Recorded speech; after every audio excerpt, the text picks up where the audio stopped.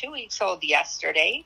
And for those of you that aren't following them already, you can follow Quince's page. So the Fuchs family has a Facebook page for their Goldens called Pad's Golden Girls. And there's some adorable 2-week-old photos on there of each one of them individually, so you can see their cute little faces. And hello, everyone. Hello, Sam.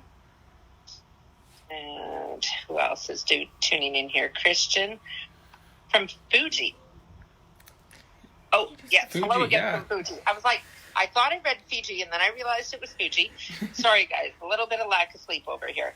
So, hello, Wendy and Beryl and Caroline. Thanks so much for tuning in. So at this stage of the game, all of the puppies have their eyes and their ears open. They're getting a little bit more mobile, even though it doesn't look like it right now. They're snoozing away. And they're continuing on with the exercises that we showed you earlier in the week. But over the next week, we're going to be introducing some new things, new sounds, new obstacles for them to crawl over in their whelping box. And probably, I would say, Greg's here with us today. Greg, are you looking probably next weekend or the weekend after, setting up a pen for them? So we'll probably relocate them to the pen on our main floor of our house after they turn 3 weeks old. So beginning of next week, Yeah, that'll be next weekend. So if anybody has any questions, feel free to post them in the comments. We will try to answer them for you. The puppies are 2 weeks old yesterday. And how much do they weigh now, roughly, Greg? So the biggest is around 1.6 kilograms, so 3.5 pounds, and somewhere between 3 and 3.5 pounds. So amazing. Yeah. And we've noticed a few milestones in the last 24 to 48 hours is they're all on all fours moving around generally, and they are starting to interact with each other. And Scooby has learned his voice a little. It almost sounds like he's barking at times a little bit. So, oh my goodness. Yeah. Come on, Scooby, give us a bark. It's really great when they start to discover each other, and not just like as pillows or cuddle buddies for warmth, but they start to kind of play with each other. There's nothing cuter than a 2 or 3 week old game of bitey face. So, so Christian's just asking how much they sleep during the day. They sleep a really good chunk of the time. So, even 8 week old puppies are still sleeping 20 plus hours a day. So I would hazard to say, all told, these guys are probably awake for less than 2 hours total. Maybe even less than that. Hey, Greg? Yes, I would say less than that. They're usually only awake and active during nursing and bathing by Quince, and we've noticed she's even spending less time in the whelping box. She's in to feed and clean, and then she's just laying outside it for the rest of the time. Nice. Well, and it is getting more crowded in there. You have to give her that. Yeah. So these guys are taking up a lot more room than they used to. Oh my goodness! Seriously, the rolling and the stretching and all the things. Thanks for tuning in, Terry. Nice to see you here too. Terry is one of the Puppies and Flight volunteers that flies our puppies to and from us all over North America with when they're ready to transfer to new schools or come into us. So that's super. One of our favorite people. And Jessica, I'm with you. The tummy stretches. Oh my goodness. And Betty Ann, thanks for tuning in all the way from Toronto. That's a long ways. So in a couple weeks, they'll start solid food, but for now, they're still 100% nursing off of Mama, and our interactions with them are still very, very minimal throughout the day. So, I think a lot of times people think that breeder caretakers spend their entire days sitting and cuddling puppies. And while that is not entirely wrong, it is at this stage. So we're not spending a lot of time holding them and handling them at this stage. We tend to touch them a fair bit when they're nursing on Mom to start to start building positive associations with touch, particularly, their feet and their paws and their ears, different things like that as they're nursing. So they build that really positive association. So down the road, things like nail trimming and vet exams and things like that are easier for them to handle. Oh, now I want to know who your sister is, Betty Ann. Betty Ann just commented her sister is a PADS volunteer. So this is our first litter of purebred golden retrievers in quite a while. I think our last one was the YVR litter, which are Quince's half siblings. And so those pups are now well over 2 years old. So these guys are our first purebred litter. We've had lots of lab golden crosses. So, oh my gosh, there you go, Jane Ann, who is also one of our favorite people. So that's fantastic. So Jessica's asking, is it common to have such a gradient of yellow since both parents are yellow? Yes. So these guys, there is quite a lot of variety in this litter. You'll notice, Greg, you'll have to help me out with names, but the two at the front here, I think are Lassie and Chloe. Lassie and Chloe are lighter, but then if you look towards the back there, the one right at the facing forward, who is Winn-Dixie is the darkest for sure. She's the most yellow. Winn-Dixie is quite dark. And so you do get that variation. So golden retrievers, contrary to popular belief, don't come in different colors. You'll hear people talk about English cream goldens, which are the ones that are quite white. And it's not a different breed. It's the same breed. You just get variation as you do in the yellow Labradors. So some of our yellow labs go from a really white light coat all the way up to what is called fox red. And again, fox red is not there are some breeders that specialize in what they call fox red Labradors, but it's not a separate gene. It's still a yellow Labrador. It's just a Labrador that is quite red. So same with these guys. Their parents have both come out of litters that have variety amongst them in terms of the coloring of the pups. And actually, when I look at Winn-Dixie, she looks like she's going to be significantly darker than either of her parents, just based on the color she is now. Goldens do tend to get darker as they get older. So maybe what we'll do, we'll post a picture later of Quince as a puppy versus now, so you can get a sense of how that coloring changes. We have a few Goldens in our program, and it's funny, I look at these guys, and Cadence, who is very, very red as an adult, was not nearly as red as Winn-Dixie is. So she was probably more like Lassie up here at the front. So she looked very, very blonde as a puppy. And Quince is a, kind of medium honey-colored kind of golden. So she's not super dark. Quince is snoring away. I don't know if you can hear that on the stream or not, but she is snoring. She's getting her beauty sleep. Yes. Gord Redmond is asking if we have any hearing puppies planned. So the really cool thing is actually any one of these puppies could be a hearing dog. So hearing dogs are not determined necessarily by breed, but by temperament. So we're looking for dogs that have what we call high sound acuity. So they're very interested in sounds. And they also have enough working drive that if they're having a snooze and the doorbell goes off, that they're willing to kind of wake up and alert to that sound. So they need enough sound acuity and enough drive to offer those behaviors without being cued by a person, or a smoke alarm in the middle of the night. Some of our quieter labs or Goldens would simply kind of snooze through different sounds because it's nap time.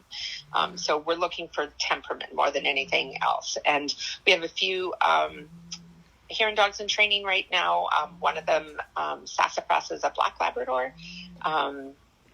We do sometimes use other breeds, but not very often anymore. So, And Wendy asks, how does PADS decide which dogs to mate? That is the biggest question. So we are very, very fortunate. We have Jackie Clark, who is our breeding manager. She's been with PADS, I'm going to say for 1,000,000 years, because I don't know the exact number, but since she was a teenager. And but she has also done a ton of education over the years on breeding, and she's also part of what we call the North American Breeding Cooperative, which is part of Assistance Dogs International.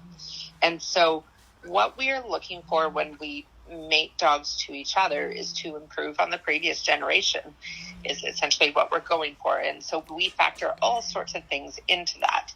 And so we look at all of their health and genetic tests. So, for example, there are some things we can DNA test for now where dogs may be carriers, but if we breed them to somebody that isn't a carrier, then all of the puppies will be normal. Hence, we're improving on the previous generation. Or we're looking at what a dog has produced in the past. So a lot of our stud dogs, when we look at them, we look at the statistics on their past litters. So what kind of puppies and issues or strengths they produced. So if a dog has produced a whole bunch of puppies and statistically more of them have allergies than the general population, then we certainly wouldn't breed that to another dog with that produces allergies. And the opposite is true. So if we have a dog that has a much lower instance, then we would breed to them in order to kind of improve the outcomes. So lots goes into it. And then, of course, we're looking at temperament. We're looking for dogs that are resilient and confident and that love to learn and love to work. And so we're always trying to strike that balance in the service dog world of having a dog that's very easy for a client to manage and control, that is very willing to do the work, but that has enough get up and go that they want to do the work over and over again. So, and that is a very delicate balance, because when you breed for more working drive, sometimes you get a little more enthusiasm, which makes them a little harder to manage. So we're just always trying to walk that tightrope.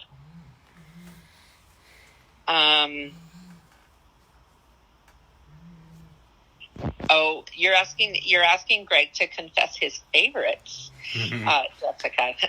Do you have a favorite yet, Greg? I think there's a few that are showing more personality than others, and so you tend to get attached to the ones that are showing a bit more personality. I think certainly Marley and Odie seem to be the most needy, and so because of that, we probably attach to them the most, I would say, is the short answer. Aw, little sweet clingy goldens. So yes, Wendy, that is Squint snoring. So and Judy, it is absolutely my pleasure. It is the best part of my day too. And fun fact for all of you is that I'm not actually in the room with these puppies. I had a couple people asking me how it was that I was traveling back and forth between Alberta and BC every day to do these live streams. And I am not. I am using technology. So sadly, I don't get to smell the puppy breath or touch the puppy cuteness. I just get to join in like you guys do and answer your questions. But you were part of the whelping team, so you did. I was part of the whelping team, so I have met these guys in real living color. So, and they were as cute then as they are now, although the floof factor is increasing. So hopefully all this quarantine business is done before they leave, so I can come and get a refill on the puppy breath. So that being said, just a little education piece is that even if we didn't have quarantine in place, I wouldn't be going to visit these puppies until they're over 5 weeks old, because they have quite compromised immune systems. So COVID protocols are quite familiar to breeder caretakers. So we change our clothes when we come into the house with a litter of puppies. We wash our hands a whole bunch. We don't have a lot of visitors in our homes, if at all, and we certainly don't have visitors in the room with baby puppies until they're over that 5-week mark. So all of this is a little bit foreign to most of us, but I think our breeder caretakers are a little more familiar with it than most. I think so, Jessica. That's my understanding right now, is that just because of travel restrictions and things, we're probably going to keep the 2 litters that we have on the ground right now. I think one of these puppies is owed to the school that the sire was from, so that's still a possibility down the road. But again, it really, really depends on a lot of things, and it may be, with all of these litters, Jackie's still trying to look at details and how all of that's going to work out, whether or not they'll get a puppy from this litter, maybe when it's a little bit older and able to travel, or whether or not we'll simply give them what we call puppy credits from another litter down the road. So, because every time PADS produces puppies and puts them into what we call the puppy queue with the breeding cooperative, we then get credits back that we can use for puppies from other litters from other schools, which really keeps our breeding lines healthy. And Cindy, you don't need to worry. There will definitely be at least a few, if not the whole litter in the Lower Mainland.